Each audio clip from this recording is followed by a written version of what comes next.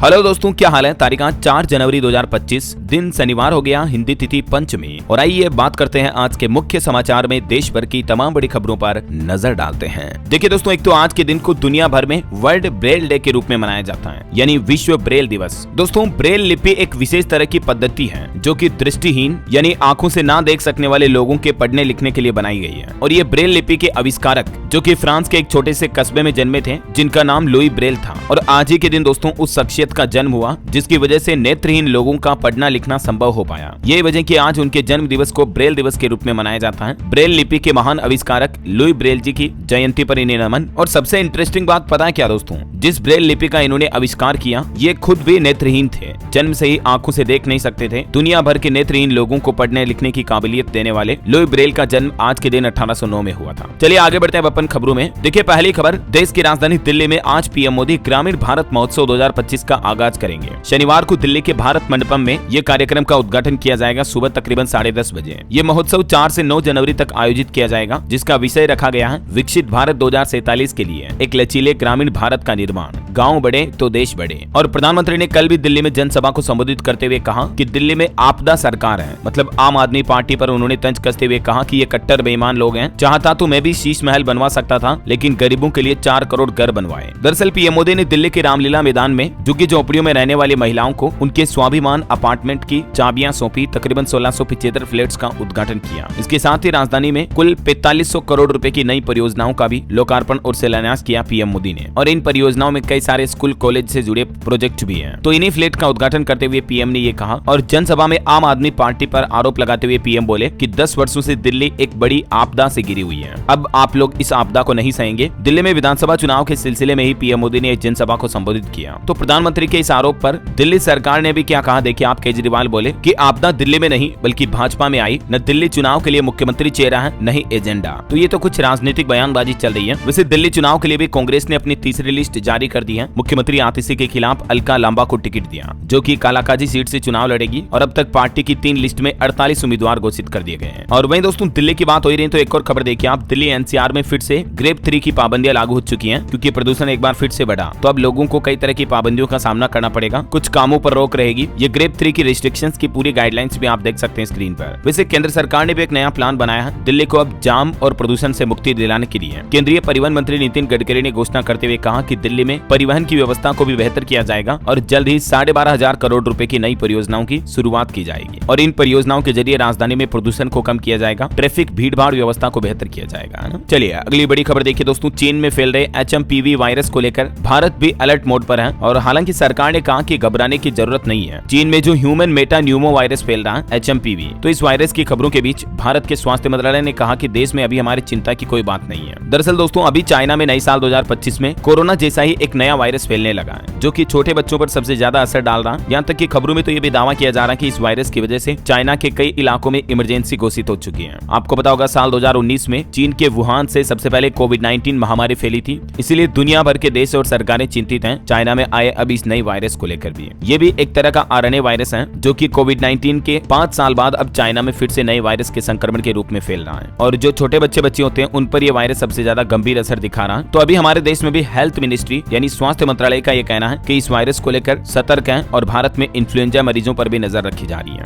इस वायरस के लक्षण भी सामान्य कोरोना वायरस जैसे लक्षण ही है, सर्दी खांसी जुकाम वगैरह। और भी दोस्तों इस वायरस के लक्षण, बचाव उपाय वगैरह की जानकारी अगर आप देखना चाहते हैं तो मैंने कल शाम को DLS न्यूज के ऊपर एक सेपरेट वीडियो डाला इसका। अगर आप इंटरेस्टेड हैं तो ये खबरें समाप्त होने के बाद ये वीडियो देख लीजिएगा, 4-5 मिनट का वीडियो है, ठीक है ना। चलिए फिलहाल आगे बढ़ते हैं खबरों में। देखिए अगली बड़ी अच्छी खबर, अब बैंक नीलामी में आसानी से आप खरीद सकेंगे फ्लैट, जमीन, गाड़ी वगैरह। सरकार की तरफ से एक नई खास सुविधा शुरू की गई है। दरअसल जो लोग बैंकों से लोन लेते हैं, लोन नहीं चुका पाते हैं, तो बैंक क्या करते हैं, उनकी प्रॉपर्टी को नीलाम करते हैं, ऑक्शन करते हैं, राइट। तो अब देश भर के सभी बैंकों की जो ऑक्शन प्रॉपर्टी होगी ना दोस्तों, वो आपको एक ही नए पोर्टल पर देखने को मिल जाएगी। ई नीलामी में प्रॉपर्टी खरीदना आसान होगा। सरकार ने ये नया पोर्टल लॉन्च किया है। एक ही जगह पर आपको सारी जानकारी मिल जाएगी। बैंक नेट नाम से ये नया पोर्टल लॉन्च किया है, जिसमें कॉमर्शियल प्रॉपर्टी, दुकान, वाहन, सब तरह की प्रॉपर्टी की नीलामी की जानकारी आपको इस पोर्टल पर मिलती रहेगी। और अभी सरकार का कहना है कि इस पोर्टल पर तकरीबन 1,22,500 प्रॉपर्टी की विस्तृत जानकारी अपलोड भी हो चुकी है, ठीक है ना। तो आप बैंक नेट पोर्टल पर चेक कर लीजिएगा। चलिए अगली खबर आ रही है। संपत्ति को लेकर सुप्रीम कोर्ट की तरफ से एक बड़ा फैसला सुनाया गया, जिसमें सुप्रीम कोर्ट ने कहा कि प्रॉपर्टी का अधिकार एक संवैधानिक अधिकार है, किसी भी व्यक्ति को इससे वंचित नहीं किया जा सकता है। 2003 के एक मामले की सुनवाई करते हुए सुप्रीम कोर्ट ने कहा कि पर्याप्त पर्याप्त मुआवजे के बिना किसी को संपत्ति से बेदखल नहीं किया जा सकता है, चाहे सरकार का कोई प्रोजेक्ट हो या किसी भी तरह का अन्य कोई मामला हो। कुल मिलाकर प्रॉपर्टी के एवज में पर्याप्त मुआवजा मिलना चाहिए, है ना। चलिए अगली खबर देखिए। एसबीआई ने एक रिपोर्ट जारी की जिसके मुताबिक हमारे देश में शहरों व गाँव की उपभोग असमानता में कमी आई है। मतलब आजकल जितने लोग गाँव में खर्च करते हैं उतना ही शहरों में भी कर रहे हैं। और इसके अलावा पॉवर्टी यानी गरीबी पर भी एसबीआई ने अपनी रिपोर्ट में कहा कि भारत में घोर गरीबी अपने निम्नतम स्तर पर आ चुकी है। शहरी और ग्रामीण इलाकों में बड़ा बदलाव देखने को मिला है। एसबीआई की रिसर्च रिपोर्ट में ये बात सामने आई है कि हमारे देश भारत में अभी गरीबी दर 4 से 4.5% की सीमा में है। मतलब जो पुराने जमाने का समय था अत्यंत गरीबी वाला, जब लोग बहुत ही कच्ची ढाणियों में कच्चे मकानों में रहते थे, तो वो समय अब भारत में धीरे धीरे इंप्रूव होना है, ये एसबीआई की रिपोर्ट में बताया गया है। वही खबर है कि किसानों को उर्वरक सब्सिडी की बजाय उत्पादन से जुड़े प्रोत्साहन दिए जाए। योजना आयोग के पूर्व उपाध्यक्ष मोन्टेक सिंह ने ये सरकार को सुझाव भी दिया है। वहीं देखिए बड़ी खबर, भारत घर में घुसकर मार रहा है। भारतीय खुफिया एजेंसी RAW यानी रॉ के नाम से डरा पाकिस्तान। विदेश मंत्रालय की तरफ से एक बयान भी दिया गया। पाकिस्तानी विदेश मंत्रालय ने हाल ही में कहा कि भारतीय एजेंसियां पाकिस्तान के अंदर गुप्त अभियान चला रही हैं। और दोस्तों इसी बीच पाकिस्तान से जुड़ी एक बड़ी खबर ये भी सामने आ रही है कि हमारे देश में सीरियल बम धमाका कराने की साजिश भी रच रही है पाकिस्तान की खुफिया एजेंसियां। और ये रिपोर्ट सामने आने के बाद हाई अलर्ट पर है दिल्ली और पंजाब भी। रक्षा मंत्रालय भी ज्यादा सतर्क हुआ। वहीं भारत ने पाकिस्तान को आईना दिखाते हुए कहा कि टी का मतलब टेररिज्म होता है और चाइना को भी लताड़ा। जो पाकिस्तान के विदेश मंत्रालय ने बयान दिया तो उस पर हमारे भारत के विदेश मंत्रालय ने भी पाकिस्तान को प्रेस कॉन्फ्रेंस में ये खरी खरी बात कही है। चलिए भारत के फॉरेक्स रिजर्व का आंकड़ा देखिए। देश के विदेशी मुद्रा भंडार में 4.112 अरब डॉलर की कमी आई है। आरबीआई ने ये आंकड़े जारी किए। और वही खबर है, जम्मू कश्मीर लद्दाख में सेना ने लगाई शिवाजी की प्रतिमा। स्थानीय नेताओं और पूर्व सैनिकों ने इसका विरोध भी किया। लद्दाख में पेंगोंग झील के किनारे ये प्रतिमा लगाई गई है। चलिए आपकी हेल्थ को लेकर अगली बड़ी चौंकाने वाली खबर आ रही है कि आजकल भारत में युवाओं में हार्ट अटैक का खतरा क्यों बढ़ रहा है। जम्मू कश्मीर के एक्सपर्ट डॉक्टर की तरफ से कुछ बड़े खुलासे किए गए। युवाओं में बढ़ते हार्ट अटैक की घटनाओं को लेकर डॉक्टर गोविंद शर्मा ने अपनी राय देते हुए कहा कि आजकल की जो लाइफस्टाइल है, आहार की गड़बड़ी यानी उल्टी सीधी चीजें खाना, कोरोना महामारी और युवाओं में नशे की लत, ये कुछ गंदी आदतें युवाओं में हृदय रोगों को बढ़ावा दे रही हैं। और स्पेशली दोस्तों सर्दी के मौसम में हार्ट अटैक की संभावना काफी ज्यादा बढ़ जाती है।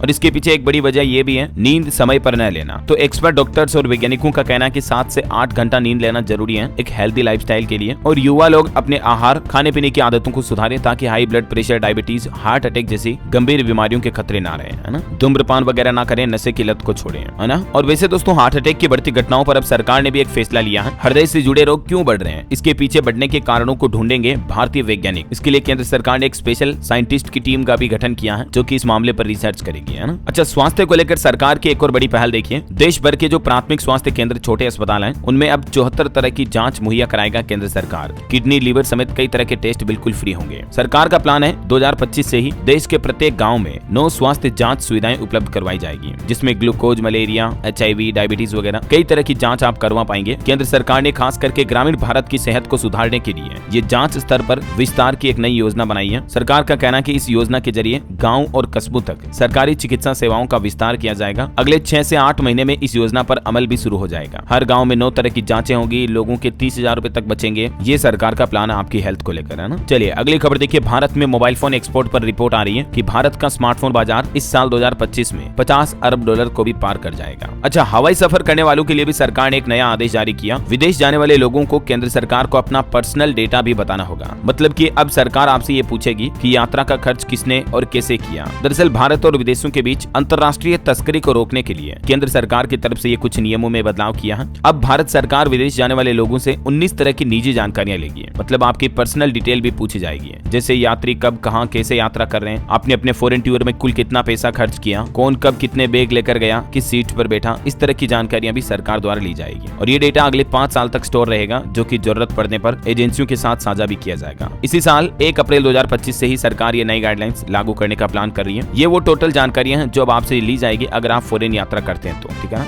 चलिए अगली बड़ी खबर आ रही है कि बच्चों को सोशल मीडिया अकाउंट के लिए अब पेरेंट्स से लेनी होगी मंजूरी। दरअसल हमारे देश में केंद्र सरकार डेटा सुरक्षा नाम से एक नया बिल लेकर आ रही है। वैसे तो संसद द्वारा लगभग 14 महीने पहले इस बिल को मंजूरी मिल चुकी थी, लेकिन अब केंद्र सरकार ने ये डिजिटल डेटा संरक्षण विधेयक से जुड़े कुछ नए नियम मसौदा जारी किए हैं। हालांकि इन नियमों के उल्लंघन के लिए अभी तक दंड का कोई प्रावधान नहीं रखा है, लेकिन ये नए डिजिटल डेटा सुरक्षा बिल में कुछ नियम होंगे, जैसे ई-कॉमर्स, सोशल मीडिया और गेमिंग प्लेटफॉर्म अपने डेटा के लिए जिम्मेदार होंगे। और इस बिल की सबसे खास बात ये होगी कि अब अगर हमारे देश में जो छोटे नाबालिग बच्चे बच्ची हैं वो कहीं सोशल मीडिया अकाउंट बनाते हैं, जैसे फेसबुक, व्हाट्सएप, इंस्टाग्राम, ट्विटर वगैरह पर, तो पेरेंट्स की सहमति से ही बन पाएगा। अभी केंद्र सरकार ने इस बिल से जुड़े लोगों पर सुझाव भी मांगे हैं। आप innovateindia.mygov.in पर जाकर अपने सुझाव सुझाव भी दे सकते हैं। और भी ये ड्राफ्ट से जुड़ी कुछ बड़ी बातें आप देख सकते हैं स्क्रीन पर। चलिए खबर है दोस्तों, केंद्रीय मंत्री गिरिराज सिंह आज 4 जनवरी को पश्चिम बंगाल में IIHT फुलिया के नए स्थायी परिसर का उद्घाटन भी करेंगे। वहीं बड़ी खबर आ रही है, PM आवास योजना में भी सरकार ने एक बड़ा अपडेट जारी किया। अब इन लोगों को भी इस योजना का लाभ मिल पाएगा। एक तो सरकार का प्लान है कि प्रधानमंत्री ग्रामीण आवास योजना को बढ़ावा देने के लिए ग्रामीण क्षेत्रों में 10 जनवरी से ऑनलाइन सर्वे शुरू किया जाएगा और इसके लिए सरकार ने आवास प्लस नाम से एक मोबाइल ऐप भी लॉन्च किया है। और नए नियम के मुताबिक अब जिन लोगों की आय 15,000 रूपए हर महीने तक है वो भी इस योजना के लिए पात्र होंगे, या जिन लोगों के घर में bike, fridge, motorcycle, mobile phone वगैरह है तो भी आप इस योजना में अप्लाई कर पाएंगे, PM आवास योजना का फायदा ले पाएंगे, है ना। तो ये आवास योजना की पात्रता से जुड़े नियमों में सरकार ने बदलाव किया है। चलिए खबर देखिए, दिल्ली में केजरीवाल बोले कि गृह मंत्री अमित शाह और पुरी के पास रोहिंग्याओं का डेटा है, केंद्रीय मंत्री की गिरफ्तारी हो। पुरी भी बोले कि ये बेशर्मी और झूठ बोलने से बाज आई है। चलिए बड़ी खबर आ रही दोस्तों, पंजाब राज्य में अगले 3 दिन तक सरकारी बस सेवाएं ठप रहेगी क्योंकि PRTC पन बस कर्मचारी हड़ताल पर जाएंगे। चंडीगढ़ में भी प्रदर्शन देखने को मिलेगा। 6, 7 और 8 जनवरी को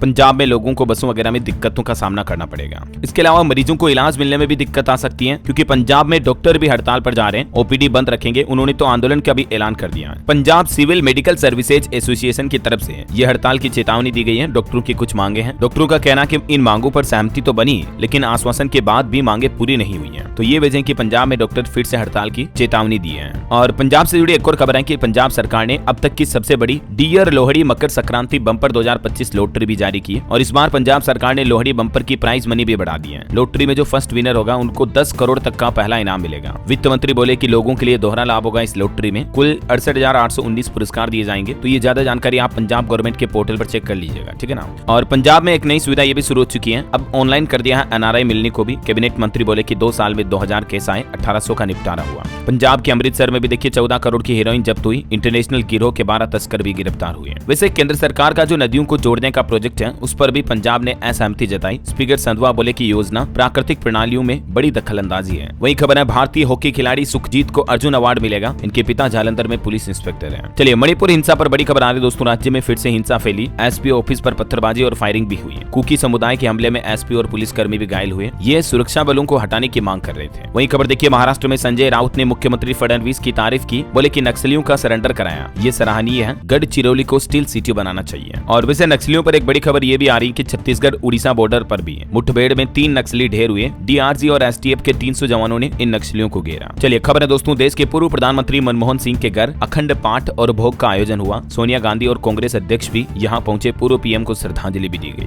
वहीं खबर है, दिल्ली विधानसभा अध्यक्ष गोयल ने कहा कि 7वीं विधानसभा में 1000 से अधिक प्रश्न थे। सूचीबद्ध 28 विधेयक पारित किए गए। और दोस्तों दिल्ली में शराब को लेकर भी रिपोर्ट आ रही कि नए साल में जश्न के दिन दिल्ली वासियों ने एक ही दिन में 23 लाख बोतल शराब की पी डाली और इससे दिल्ली सरकार को करोड़ों की आमदनी भी हुई। ये देख सकते हैं आप डेटा 31 दिसंबर के। चलिए खबर है, ED ने मनमाना रवैया अपनाया। सुप्रीम कोर्ट ने कहा कि हरियाणा के पूर्व कांग्रेस विधायक की गिरफ्तारी अवैध है। सुरेंद्र पवार मामले पर सुप्रीम कोर्ट ने यह बयान जारी किया। वही दोस्तों साउथ सुपरस्टार अल्लू अर्जुन को भी पुष्पा 2 फिल्म की भगदड़ मामले में जमानत मिल चुकी है। हालांकि अदालत ने यह कहा कि आप कोर्ट की अनुमति के बिना विदेश नहीं जा पाएंगे। और अल्लू अर्जुन की फिल्म पुष्पा 2 द रूल ने बॉक्स ऑफिस पर भी धमाल मचाया। अभी तक वर्ल्ड वाइड लगभग 1800 करोड़ रुपए की कमाई कर ली है फिल्म ने। और एक बड़ी खबर है कि उत्तर प्रदेश में चंदन गुप्ता कांड मामले में भी कोर्ट ने बड़ा फैसला सुनाया। सभी 28 दोषियों को उम्र कैद की सजा मिल चुकी है। यूपी के कासगंज में जो हत्याकांड का मामला हुआ था, इस पर यह कोर्ट की तरफ से फैसला आ चुका है। 26 जनवरी 2018 की घटना है जब एक तिरंगा यात्रा के दौरान इसकी जान ले ली गई थी, है ना। चलिए अगली बड़ी अच्छी खबर देखिए, पेंशन धारकों को सरकार ने बड़ा तोहफा दिया है और हमारे देश में अब सेंट्रलाइज्ड पेंशन सिस्टम शुरू हो चुका है। इससे फायदे क्या होंगे, तो एक तो EPFO के 68 लाख से ज्यादा पेंशन धारकों को खुशखबरी मिली है। देश भर में जो ये CPPS सिस्टम लागू हुआ, CPPS का मतलब ही यही है, सेंट्रलाइज्ड पेंशन पेमेंट सिस्टम। तो इस नए सिस्टम के जरिए अब पेंशन धारक देश भर में किसी भी बैंक से किसी भी ब्रांच से अपनी पेंशन की राशि निकाल पाएंगे। ये यूनिवर्सल सिस्टम लागू हो चुका मतलब, है ना। चलिए अगली खबर सरकारी कर्मचारियों से जुड़ी कि क्या जल्द ही लागू हो सकता है 8वां वेतन आयोग। कर्मचारियों ने PM मोदी से भी अपील की इस साल 2025 के बजट के दौरान इस 8वें वेतन आयोग को लागू करने के लिए। तो जैसे ही ये लागू होगा, सरकारी कर्मचारियों और पेंशन भोगियों का महंगाई भत्ता, पेंशन वगैरह, उनकी तनख्वाह पूरी बढ़ जाएगी। क्योंकि अभी 7वां वेतन आयोग चल रहा, 7th पे कमीशन, उसके तहत मिलती है सैलरी वगैरह। और जब 8th पे कमीशन लागू होगा तो कर्मचारियों की सैलरी वगैरह में अच्छी खासी बढ़ोतरी देखने को मिलेगी। चलिए सुप्रीम कोर्ट का एक बड़ा फैसला देखिए, मुस्लिम पुरुष भी नहीं करा सकेंगे एक से ज्यादा शादी का रजिस्ट्रेशन। सुप्रीम कोर्ट ने एक मुस्लिम शख्स मुस्लिम पुरुष के शादी के मामले को लेकर यह बड़ा फैसला सुनाया। वहीं किसान आंदोलन पर बड़ी खबर आ रही दोस्तों, किसान महापंचायत के लिए आज शनिवार को खनौरी पहुंचे किसान। अनशन कर रहे किसान नेता जगजीत सिंह डलेवाल ने किसानों से ये अपील की थी।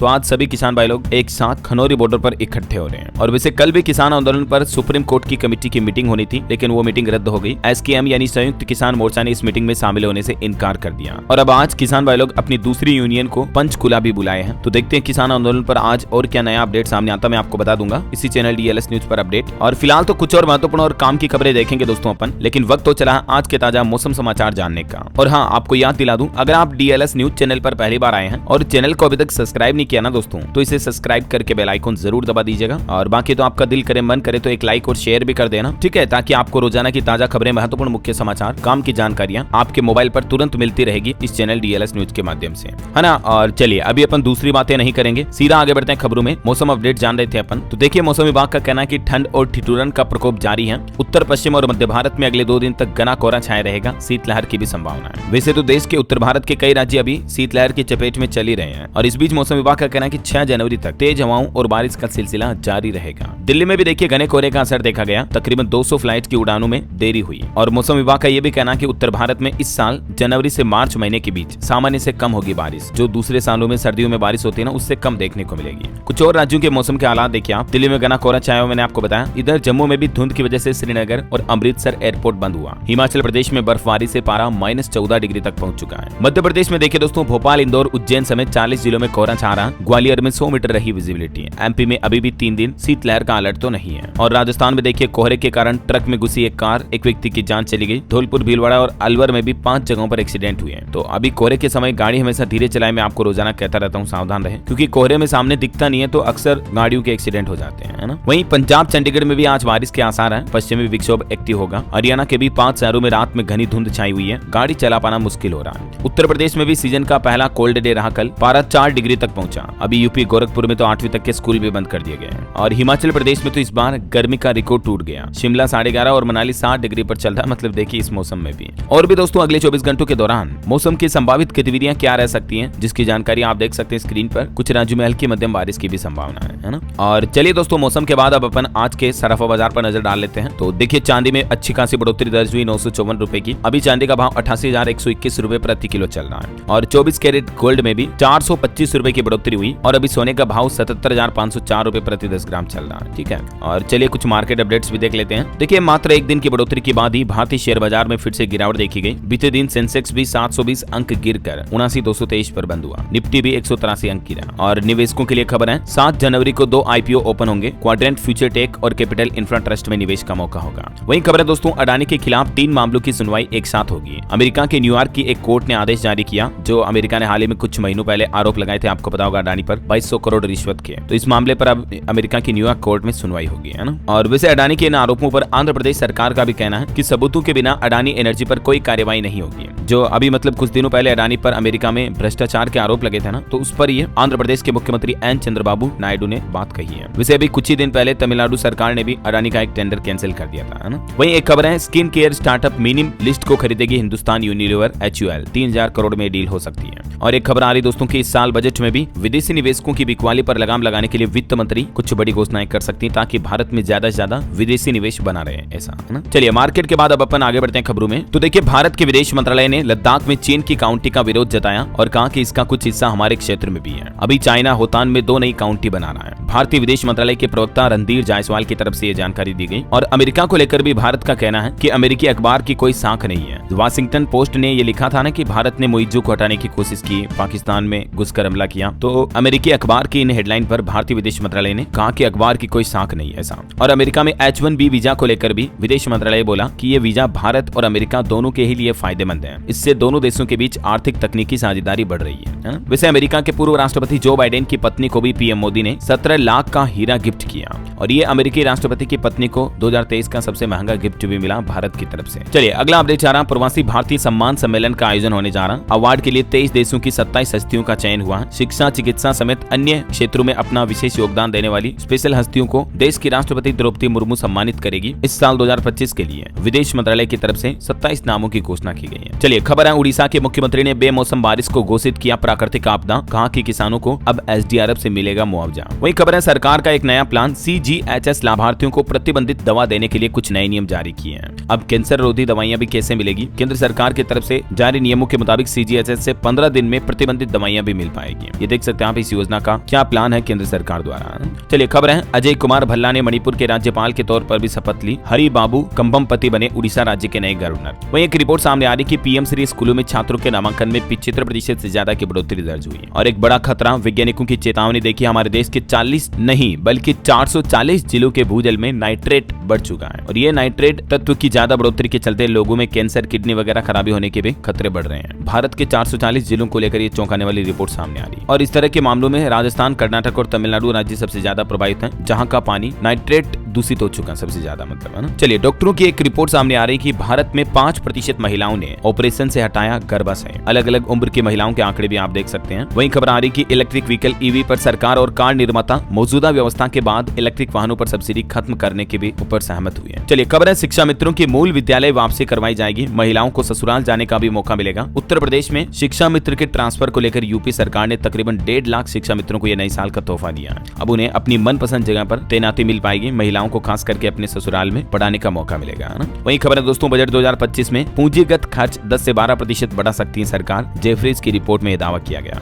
और खबर है कि ईरान के उप विदेश मंत्री से मिले हमारे विदेश मंत्री एस जयशंकर, चाबहार बंदरगाह और भारत ईरान के बीच द्विपक्षीय संबंधों की भी समीक्षा हुई। वहीं खबर है भारत सरकार का प्लान, चीनी बांध परियोजना पर भी भारत ने पैनी नजर रखी हुई है। विशेषज्ञ बोले कि अरुणाचल और असम के पानी पर भी असर पड़ने की आशंका है। चाइना एक दुनिया का सबसे बड़ा बांध बना रहा है। मैंने आपको इससे जुड़ा हाल ही में एक खबर बताया था, अपडेट आपको पता होगा। तो इस पर भारत सरकार ने चिंता भी जताई है और इस पर नजर भी रखी जा रही है। चलिए, खबर है महाराष्ट्र को पिछले 6 महीनों में मिला 1.13 लाख करोड़ का प्रत्यक्ष विदेशी निवेश। FDI आया है, मतलब फॉरेन डायरेक्ट इन्वेस्टमेंट। तो इससे राज्य में जब निवेश बढ़ेगा तो रोजगार के भी नए अवसर पैदा होंगे, अच्छी बात है ना। वहीं खबर है दोस्तों, विदेश मंत्रालय ने लोगों को आगाह करते हुए कहा कि सलाहों का पालन करें मेक्सिको जाने की इच्छा रखने वाले भारतीय नागरिक, ताकि आपको हवाई अड्डों पर किसी तरह की कोई परेशानी ना हो। विदेश मंत्रालय ने कहा कि नियमों और सलाहों का विशेष ध्यान रखें। ये क्या गाइडलाइन जारी हुई है, देख सकते हैं आप इस बाबत जानकारी भी। चलिए, अगली बड़ी अच्छी खबर देखिए दोस्तों, भारतीय रेलवे की एक नई उपलब्धि। रेलवे ने अपने परीक्षण में 180 किलोमीटर प्रति घंटा की रफ्तार से दौड़ाई वंदे भारत स्लीपर ट्रेन भी, और इससे लंबी दूरी के रेल यात्रियों को फायदा होगा। नए साल 2025 में जल्दी हमारे देश में ये स्लीपर वंदे भारत ट्रेन भी शुरू होने जा रही है। और बड़ी खबर देखिए, सुप्रीम कोर्ट ने कहा कि कॉलेजों में जो जातिगत भेदभाव होते हैं, ये मुद्दा काफी संवेदनशील है। अब यूजीसी को कुछ नए निर्देश भी जारी किए, 6 सप्ताह के अंदर आंकड़े पेश करें देश के शिक्षण संस्थानों में, कॉलेज, यूनिवर्सिटी वगैरह में भेदभाव की शिकायतों को निपटाने के लिए, है ना। वही खबर है, अब सेमीकंडक्टर सेक्टर में ग्लोबल लीडर बनेगा हमारा देश भारत। टाटा ग्रुप ने इसका प्रोडक्शन भी शुरू कर दिया है। और एक मीडिया रिपोर्ट चल रही है दोस्तों की क्या आरबीआई यानी भारतीय रिजर्व बैंक 5000 रुपए का नोट भी जारी कर सकता है। आखिर ये जो खबरें चल रही इसके पीछे पूरी सच्चाई क्या है। अभी आपको पता होगा हमारे देश में 500 का नोट सबसे बड़ा है,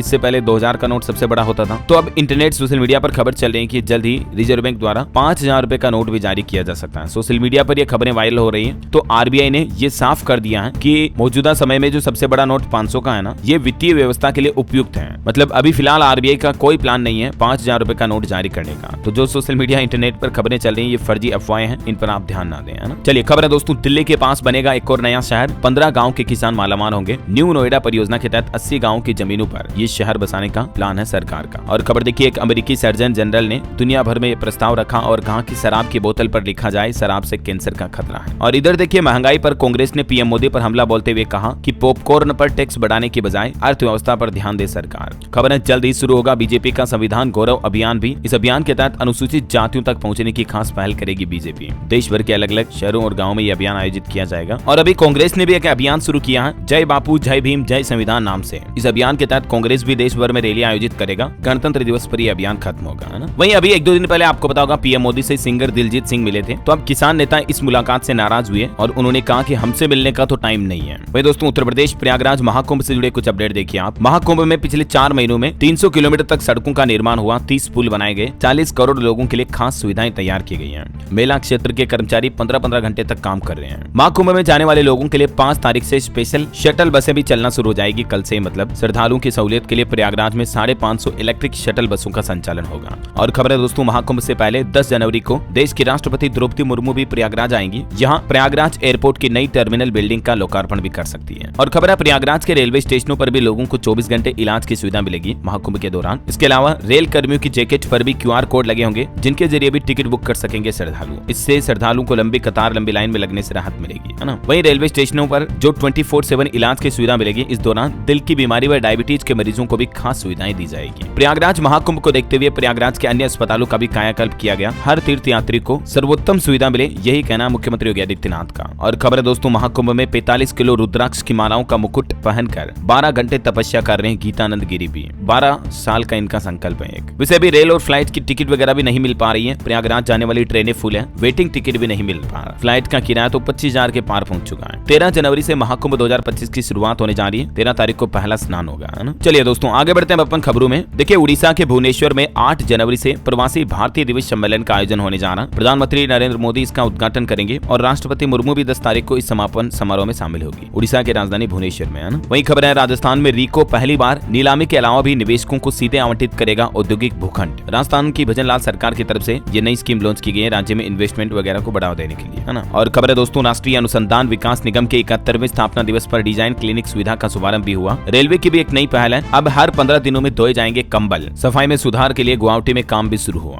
खबर है जम्मू कश्मीर में भी स्थापित होगा नया रेलवे डिवीजन। परसों 6 जनवरी को पीएम मोदी इसका उद्घाटन करेंगे और इससे दिल्ली से कश्मीर के लिए सीधी ट्रेन सेवा भी शुरू होने जा रही है। वहीं खबर है भारतीय नौसेना 15 जनवरी को मुंबई के नौसैनिक डॉकयार्ड में 3 युद्धपोतों को भी शामिल करेगा। इससे इंडियन आर्मी की पावर और ज्यादा बढ़ेगी। वहीं दोस्तों इस साल गणतंत्र दिवस 2025 में भी 26 जनवरी के दिन एनसीसी के 917 बालिका कैंडिडेट समेत 2300 से ज्यादा कैंडिडेट भाग लेंगे। और खबर है पीएम नरेंद्र मोदी ने नई दिल्ली में शतरंज चैंपियन कोनेरू हम्पी और उनके परिवार से भी मुलाकात की। वहीं खबर है वाणिज्य और उद्योग मंत्री पीयूष गोयल ने देश में इलेक्ट्रिक वाहनों के प्रचलन में तेजी लाने पर भी बल दिया। खबर है भारत 110 से ज्यादा यूनिकॉर्न स्टार्टअप के साथ विश्व का तीसरा सबसे बड़ा स्टार्टअप पारिस्थितिकी तंत्र बन चुका है। केंद्रीय वाणिज्य मंत्री पीयूष गोयल ने यह डेटा जारी किया। और क्विक कॉमर्स कंपनियों से भी वाणिज्य मंत्री ने कहा कि भारत में सभी नियम माननीय ही होंगे। वहीं दोस्तों प्रवासी उत्तराखंडी सम्मेलन का आयोजन 12 जनवरी को होगा। 17 देशों से लोग इसमें पहुंचेंगे। मुख्यमंत्री पुष्कर सिंह धामी इसका शुभारंभ करेंगे। बड़ी खबर आ रही ग्लोबल एविएशन हब बनेगा हमारा भारत। नीति आयोग ने तैयार किया पूरा प्लान। बजट 2025 में ये बड़े ऐलान होने की उम्मीद है। वहीं खबर है सौर ऊर्जा से जगमग होंगे अंडमान निकोबार और लक्षद्वीप भी। गृह मंत्री अमित शाह ने घोषणा करते हुए कहा कि भले अंडमान निकोबार दिल्ली से दूर है मगर दिल के पास है। चलिए खबर है महिला कारोबारी भी अब मालामाल बन पाएगी। हिमाचल प्रदेश के मुख्यमंत्री सुखविंदर सिंह सुक्खू ने नई ई कॉमर्स वेबसाइट लॉन्च की है जिसके जरिए हिमाचल की माताएं बहनें महिलाएं अपने प्रोडक्ट को ऑनलाइन बेच पाएगी। ये पोर्टल का नाम है HIMIRA.co.in, ठीक है ना। वहीं हरियाणा बोर्ड एग्जाम से पहले छात्रों के लिए भी एक जरूरी खबर आई है। अस्थायी मान्यता प्राप्त स्कूल के बच्चे भी अब एग्जाम दे पाएंगे। ये मोहलत दी है हरियाणा के शिक्षा विभाग की तरफ से। और खबर है दोस्तों दिल्ली में विधानसभा चुनाव से पहले बिजली बिल पर भी अब सियासत तेज हुई है। अब यहाँ के उपभोक्ताओं को भरना होगा ज्यादा बिल क्योंकि NDMC से मंजूरी मिल चुकी है। वहीं खबर है मुख्यमंत्री योगी आदित्यनाथ ने किया मिनी स्पोर्ट्स स्टेडियम का लोकार्पण भी और कहा कि स्वस्थ युवा ही राष्ट्र की ताकत है। सीएम योगी ने गोरखपुर में ये लोकार्पण किया। और देखिए नोएडा वालों के लिए गुड न्यूज, अब हर 10 मिनट में आपको इलेक्ट्रिक बसें मिल जाएगी। नोएडा और आसपास के इलाकों में ये लगभग 500 से ज्यादा नई इलेक्ट्रिक बसें चलानी जा रही यूपी सरकार। और दोस्तों उत्तर प्रदेश में अब आप मोबाइल ऐप के जरिए भी हाउस टैक्स जमा करा सकते हैं। शिकायतों का निस्तारण भी ऐप पर ही ऑनलाइन हो जाएगा। नगर निगम की तरफ से नया मोबाइल ऐप लॉन्च किया जा रहा। और खबर है छत्तीसगढ़ में अब छिप नहीं पाएंगे बांग्लादेशी और रोहिंग्या। सरकार इनकी तलाश के लिए विशेष अभियान भी चलानी जा रही है। खबर है भारतीय स्टेट बैंक SBI लॉन्च करेगी हर घर लखपति योजना। इस योजना के तहत स्पेशली महिलाओं को बैंक में FD वगैरह करवाने पर ज्यादा ब्याज दिया जाएगा। 3 साल की होगी ये हर घर लखपति योजना। आगे जब भी इस योजना की लॉन्चिंग पर अपडेट आएगा मैं आपको बता दूंगा। इसी चैनल DLS न्यूज पर खबर है। वहीं खबर है दोस्तों गुड सैमेरिटन पुरस्कार योजना से जुड़ेंगे स्कूली छात्र छात्राएं। सड़क हादसे में घायल व्यक्ति की सहायता कर नेक भी कमा पाएंगे। सड़क दुर्घटनाओं में घायल व्यक्तियों की जान बचाने के लिए सरकार की तरफ से एक नया अभियान शुरू किया गया है ना। जो लोग रोड एक्सीडेंट में घायलों को हॉस्पिटल तक लेकर पहुंचेंगे उनको 10,000 रुपए का प्राथमिक पुरस्कार दिया जाएगा। उत्तराखंड सरकार की तरफ से ये नई पहल की गई है। वहीं छत्तीसगढ़ में शराब घोटाले पर बड़ी खबर आ रही है। पूर्व आबकारी मंत्री से ईडी ने 9 घंटे तक पूछताछ की। उनके बेटे और OSD से भी सवाल जवाब किए। खबर है मध्य प्रदेश इंदौर में लागू हुआ नया आदेश। भीख मांगने और देने दोनों ही मामलों पर रोक लगाने की कार्रवाई की जाएगी। वहीं देखिए गोरखपुर में सीएम योगी ने शुरू की नालों की सफाई के लिए भी अनोखी पहल। प्राकृतिक तरीके से पानी का शोधन किया जाएगा। चलिए खबर है राजस्थान में 3741 सरकारी स्कूल हो सकते हैं बंद। गहलोत राज में खुले थे ये इंग्लिश मीडियम स्कूल लेकिन अभी भजनलाल सरकार की कमेटी इनका रिव्यू भी करेगी। वहीं खबर है राजस्थान में 7 जनवरी को खाटू श्याम बाबा का तिलक किया जाएगा। ये कुछ तस्वीरें आप देख सकते हैं। और भरतपुर में 10 जगहों पर नए इलेक्ट्रिक व्हीकल स्टेशन बनाए जाएंगे। वहीं मध्य प्रदेश के मुख्यमंत्री का कहना दोस्तों कि कहीं भी प्रकरण लंबित हो तो तत्काल निराकरण करें। सीएम योगी ने सभी सरकारी अधिकारियों को सख्त हिदायत देते हुए कहा कि समस्याएं लंबे समय तक लंबित रखने वाले कर्मचारियों को दंडित किया जाएगा। चलिए दोस्तों कुछ एजुकेशनल खबरें देख लेते हैं फटाफट से। देखिए CUET PG 2025 के लिए रजिस्ट्रेशन शुरू हुई है। इस बार पैटर्न वगैरह में भी कुछ बदलाव किए गए हैं तो आप ऑफिशियल पोर्टल पर जानकारी चेक कर लेना। वहीं रेलवे ग्रुप डी भर्ती के लिए क्वालिफिकेशन क्राइटेरिया वगैरह के नियमों में भी बदलाव हुआ है तो ये भी RRB के पोर्टल पर जानकारी आपको मिल जाएगी। अब कुछ और नए उम्मीदवार भी इसके लिए आवेदन कर पाएंगे जबकि पहले जारी पत्र में क्या जानकारी थी, देख सकते हैं आप इसके बारे में अपडेट भी। और वहीं सरकारी नौकरी पर एक अपडेट है, यूपी आंगनबाड़ी में 1361 पदों पर भर्ती निकली है, 12वीं पास को भी मौका। लास्ट डेट जिलेवार अलग अलग होगी, इसमें आवेदन 24 दिसंबर से शुरू हो चुके हैं, ऑलरेडी मैंने आपको बताया भी था ना। वहीं देखिए केंद्र सरकार की गाइडलाइन के तहत कोचिंग सेंटर्स का पंजीकरण करें, राजस्थान हाईकोर्ट की तरफ से यह सख्त आदेश जारी किया गया। और खबर है आधार कार्ड नहीं होने पर 1000 रुपए तक फीस देनी होगी। हरियाणा में सीईटी एग्जाम के रजिस्ट्रेशन शुल्क पर अब 86 घमासान भी छिड़ गए हैं। और दोस्तों बिहार में जो आपको पता होगा बीपीएससी के कैंडिडेट्स विरोध प्रदर्शन कर रहे हैं, तो इनके समर्थन में आए प्रशांत किशोर, जो कि अभी आमरण अनशन पर भी हैं। बिहार लोक सेवा आयोग की 70वीं पीटी परीक्षा को रद्द कराने के मामले को लेकर ये विरोध चल रहा है। और वैसे हंगामे के बीच आज बीपीएससी री एग्जाम भी करवाने जा रहा। पटना में 22 सेंटर बनाए गए हैं, मतलब जहां पहले एग्जाम कैंसिल हो गए थे ना, तो वहां पर अभी री एग्जाम हो रहे हैं। चलिए मोबाइल फोन लॉन्चिंग पर अगली खबर देखिए आप। Redmi turbo 4 smartphone 6500 mAh battery के साथ आ रहा है ना। और कुछ अंतरराष्ट्रीय न्यूज अपडेट देखिए दोस्तों। ड्रोन के बाद अब तुर्की से टैंक खरीदेगा बांग्लादेश, भारत और म्यांमार सीमा पर करेगा तैनात। वहीं खबर है ब्रिटेन के वैज्ञानिकों ने खुफिया लैब में बनाई परमाणु घड़ी, जीपीएस की छुट्टी होगी और इससे दुनिया में युद्ध में बढ़त हासिल होगी। और खबर है दोस्तों इजराइल ने सीरिया में सर्जिकल स्ट्राइक भी की, 3 घंटे में 120 कमांडो ने ईरान की मिसाइल फैक्ट्रियों को तबाह कर दिया। और खबर है दोस्तों अमेरिका के कैलिफोर्निया में देखिए प्राइवेट प्लेन क्रैश हो गया, इसमें 2 लोगों की जान चली गई। और वहीं देखिए दोस्तों नॉर्वे देश में 90% गाड़ियां इलेक्ट्रिक हो चुकी हैं। ये दुनिया का पहला ऐसा देश बन चुका है जिसमें लगभग अब सारी गाड़ियां लोग बाग इलेक्ट्रिक इस्तेमाल कर रहे हैं, कार्य वगैरह। इस साल 2025 तक नॉर्वे गवर्नमेंट का प्लान है सभी गाड़ियों में इलेक्ट्रिक व्हीकल का टारगेट पूरा करना। ओके, और चलिए अंत में अपन आज के राशिफल पर नजर डाल लेते हैं। देखिए तुला राशि वालों को बिजनेस में नए मौके मिलेंगे, धनु राशि वालों का रुका हुआ इनकम सोर्स भी शुरू हो सकता है। और भी कुछ अलग अलग राशियों का राशिफल आप देख सकते हैं स्क्रीन पर। और हाँ दोस्तों, आप मुझे कमेंट करके बताइए कि दुनिया में अभी सबसे कम उम्र में चेस चैंपियनशिप का खिताब जीतने वाले हाल ही में भारतीय खिलाड़ी कौन बने, उनका नाम आपको कमेंट में लिखना है। सही जवाब देने वाले लोगों को रैंडमली सेलेक्ट होने पर डीएलएस न्यूज टीम की तरफ से एक शानदार सरप्राइज गिफ्ट जीतने का मौका मिलेगा। और इसी के साथ ही अगर आपको वीडियो अच्छा लगा तो इसे लाइक करना, शेयर भी करना, डीएलएस न्यूज चैनल को सब्सक्राइब करके बेल आइकन जरूर दबा देना दोस्तों, ताकि आपको रोजाना की ताजा खबरें, महत्वपूर्ण मुख्य समाचार तुरंत आपके मोबाइल पर मिलते रहेंगे। ओके, ख्याल रखिएगा अपने आप का, अपने परिवार का। मिलेंगे अगले नेक्स्ट अपडेट में, तब तक के लिए जय हिंद, जय भारत, वंदे मातरम।